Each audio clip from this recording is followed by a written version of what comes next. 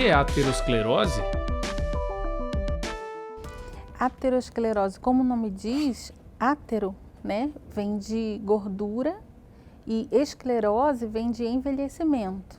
Então é o envelhecimento das artérias, principalmente por depósito de gordura na parede das artérias. Todo o nosso corpo é irrigado por essa tubulação, né, que são as artérias. Ao longo da vida a gente vai acumulando plaquinhas de gordura, só que algumas pessoas que têm fatores de risco, que a gente vai falar mais para frente, né? São as pessoas que desenvolvem mais placas de gordura que acabam obstruindo esses caminhos. Por isso que obstrui a passagem do sangue, levando às doenças. Quais são os tipos de aterosclerose?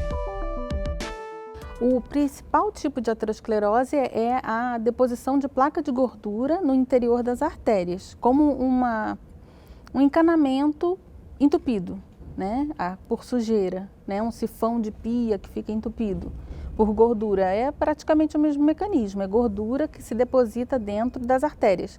Mas tem uns outros subtipos que também são um pouco mais raros, que é a arteriosclerose, que é o envelhecimento ou endurecimento das artérias por deposição de cálcio, de placas de cálcio. E tem um outro tipo também que é mais raro ainda, mais comum em idosos, né? Que é a esclerose da artéria, e isso a gente às vezes vê até no raio-x, aparece, porque geralmente a artéria não aparece, porque ela é cheia de sangue, né? E o sangue no raio-x não aparece. Mas quando ela tem cálcio, você consegue ver o caminho da artéria no raio-x. Quais são as principais causas da aterosclerose? O próprio envelhecimento traz essas plaquinhas de gordura, mas geralmente elas não são obstrutivas, elas não causam problemas, né? Mas os principais fatores de risco que fazem ela ser obstrutiva, as artérias entupirem, é a hipertensão principal delas, hipertensão não controlada. E a hipertensão é uma doença silenciosa, né? Muitas vezes a pessoa está hipertensa e não sabe que está hipertensa. Então, de vez em quando, a gente tem que medir a pressão, tem que verificar, principalmente se tem história na família, né? Pais, avós com hipertensão. Diabetes também é uma doença silenciosa. Muitas vezes a pessoa abre o quadro de diabetes sem sentir nada. O próprio colesterol alto, colesterol ruim. E o colesterol ruim, ele é bem adesivo, sabe? É colante, ele cola nas artérias. E o colesterol bom, que é o HDL, ele é ao contrário, ele faz o papel de limpeza das artérias. Então, o importante é ter o colesterol bom alto e o colesterol ruim bem baixinho, né? E o cigarro, principalmente, também, né? O cigarro, ele cria uma instabilidade das artérias, deixa as artérias mais frágeis e, por isso, mais arteriosclerose também. Sedentarismo, obesidade. Então, os principais são hipertensão, diabetes, colesterol ruim alto, sedentarismo, não fazer exercício, obesidade. Porque o exercício é tão interessante, o exercício ele molda, é como se ele moldasse o nosso coração e as artérias, sabe? Ele aumenta a elasticidade, diminui a deposição de placa de gordura, diminui a deposição de cálcio. Só o caminhar, só o fazer exercício já tem esse papel benéfico. Quais são os principais sintomas da aterosclerose? A aterosclerose é uma doença silenciosa também, a pessoa não vai sentir. Só quando as obstruções estão um pouco acima, por exemplo, acima de 70%, é que a pessoa vai começar a apresentar dor nas pernas, se houver entupimento das artérias das pernas, dor no peito, se houver entupimento das artérias que irrigam o coração, que são as coronárias, algum esquecimento ou demência, ou o próprio AVC, que é o entupimento de artérias que irrigam o cérebro, né? Existe até o entupimento das artérias que irrigam os órgãos abdominais, podendo dar isquemia, falta de circulação nos órgãos abdominais, né? Então, a pessoa só vai manifestar sintoma quando a doença já está bem avançada, quando as obstruções estão acima de 70%. Existem fatores ou grupos de risco para a aterosclerose? Os fumantes, os diabéticos e principalmente também as pessoas que têm história na família de infarto ou derrame precoce, né? Pais ou irmãos com algum evento cardiovascular antes dos 60 anos. A aterosclerose é uma doença com influência genética e hereditária? É um pouco mais raro você ver uma pessoa que não tenha nenhum outro fator de risco, apenas o histórico familiar, né? Mas pode acontecer, pessoa que teve um pai que teve um infarto aos 45, a mãe que teve uma morte súbita aos 50, os filhos têm uma chance maior de desenvolver aterosclerose precoce.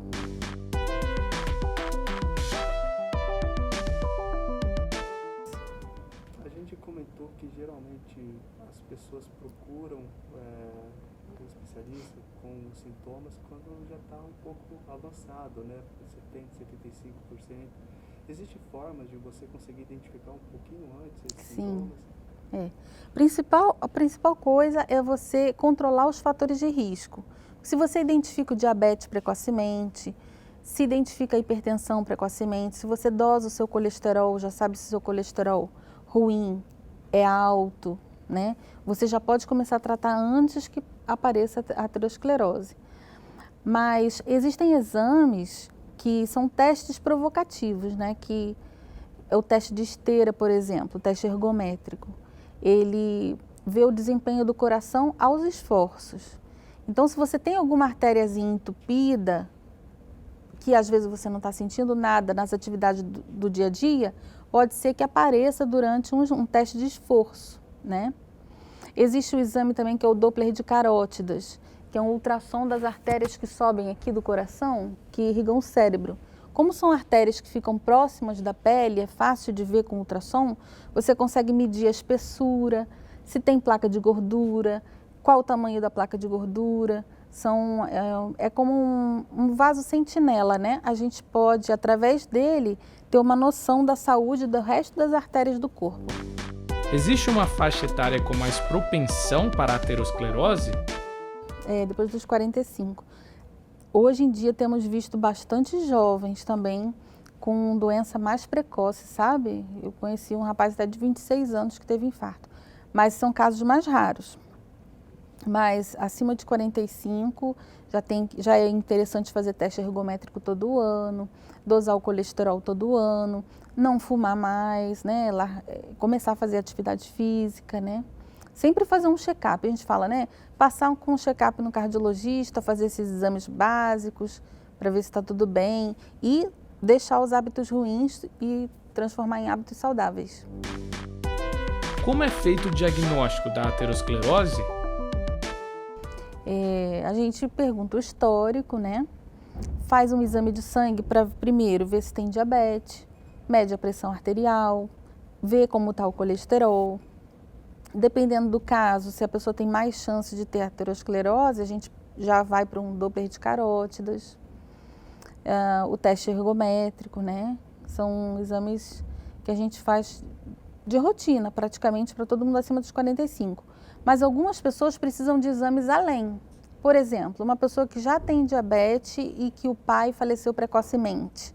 Então, a gente faz uma investigação um pouco mais além. Existem vários recursos hoje, a angiotomografia de coronária que mostra as artérias do coração por dentro, para ver se tem alguma obstrução, né? Então a gente tenta se adiantar, achar o problema antes que ele manifeste. Quais são os principais tratamentos para a aterosclerose? O principal tratamento é a mudança do estilo de vida. Quem fuma, deixar de fumar, né? Quando a pessoa deixa de fumar, em 5 anos sem fumar, ela tem a mesma chance de ter infarto ou derrame do que as pessoas que nunca fumaram. Então precisa tomar essa decisão rápido de deixar de fumar porque você está ganhando tempo de vida, né? Baixar o colesterol ruim, se ele for alto. Fazer exercício, se não faz, começar a fazer. Principalmente muita salada crua, sabe? Porque a salada, os alimentos crus, frutas, verduras, legumes, eles funcionam por ter fibra. Eles têm o poder de jogar o excesso de colesterol fora, embora, junto com o trânsito intestinal, né? E o exercício com o aumento de fibras tem o poder de melhorar o colesterol bom.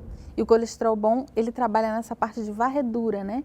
Tirando o colesterol ruim das artérias. É possível prevenir a aterosclerose? Prevenção, começar a fazer exercício desde sempre, não fumar, né? E a alimentação mais saudável possível. Quais são as consequências graves que a aterosclerose pode provocar? Na realidade, as pessoas acham até que a artéria vai entupindo até chegar a 100%, entupiu totalmente. Não é. Ela vai entupindo e aquela placa de colesterol, ela fica instável e ela se rompe. Quando ela se rompe, o organismo, numa tentativa de salvar aquele momento, leva coágulo para ali. E é o coágulo em cima da placa de gordura que causa a obstrução total.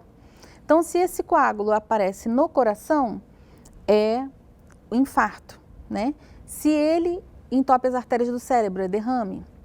Se entope a artéria da perna, é trombose arterial, às vezes tem que amputar a perna, né? Pode acontecer também no intestino e ter que tirar um pedaço do intestino por falta de circulação, porque o intestino, como é que ele apodrece mesmo dentro da gente, ele necrosa, né? Por falta de circulação, porque a irrigação foi cortada, né? Então, as doenças mais graves são o infarto, derrame, que podem ser fatais, né? Muitas pessoas têm sequelas e sobreviveram, mas muitas pessoas têm aquele momento de vida, né? A aterosclerose tem cura? A cura da aterosclerose, na minha cabeça, seria as artérias limpas, né? Como se eu tivesse 15 anos de novo.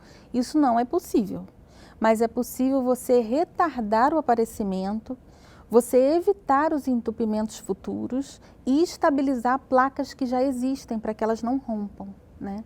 Então, o tratamento pode livrar você dos eventos decorrentes da aterosclerose, mas ele não é capaz de limpar as artérias, né?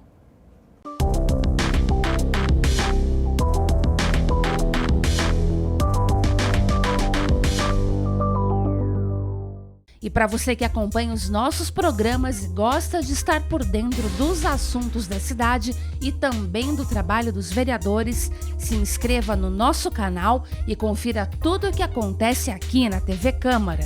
E se você gostou do nosso conteúdo, não esqueça de curtir nossos vídeos. Deixe aqui o seu like.